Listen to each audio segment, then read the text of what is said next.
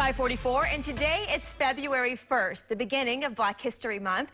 In this week's For the Culture, Deanne King breaks down the month's history and how we can celebrate African-American culture, not just this month, but every month. Hey, Dee. Hey, good morning. So in our own backyard, we have the Dr. Carter G. Woodson African-American Museum. Now, I took a trip there to give you an inside look into Black history and to tell you the true story of how Black History Month came about.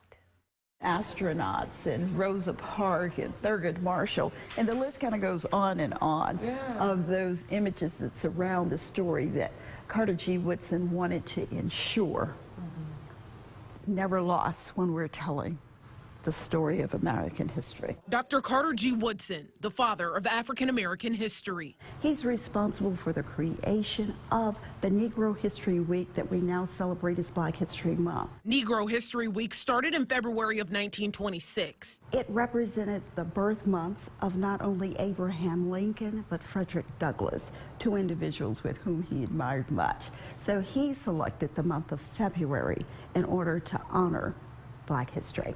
It wasn't until 1976 that we began celebrating Black History Month nationally. And that's the young Maya Angelou. In the heart of St. Pete sits the Dr. Carter G. Woodson African-American Museum, where Black history is celebrated every day.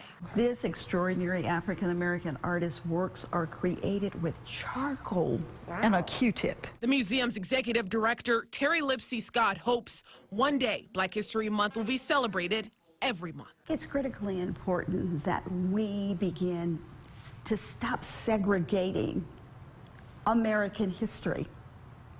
American history is not something that should be relegated to a month.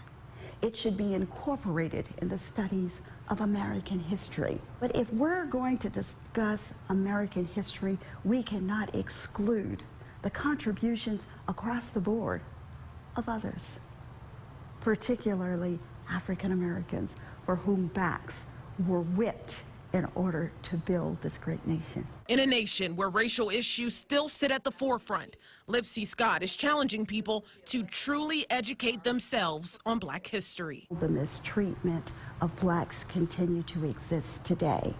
There's so many untold stories that we all need to find ourselves front and center in understanding, because history not learned is history repeated.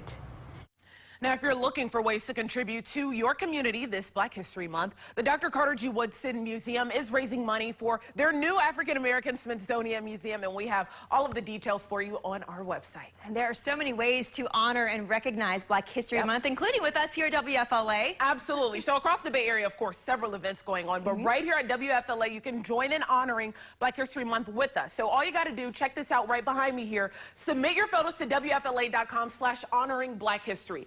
People can send us, supporting a Black-owned business or visiting Black-owned businesses, learning history, and a lot of ways to contribute. All right, thanks, Deanne. Marco?